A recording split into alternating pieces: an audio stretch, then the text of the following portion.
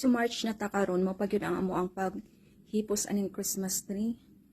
Giuna na nagtanggal sa kuang bana ning Christmas light para ako nang magtanggal sa uban ning mga Christmas balls. Excited kita magtawd og Christmas tree unya ang paghipusay na naabta nag March. Nakuha na ang star daton.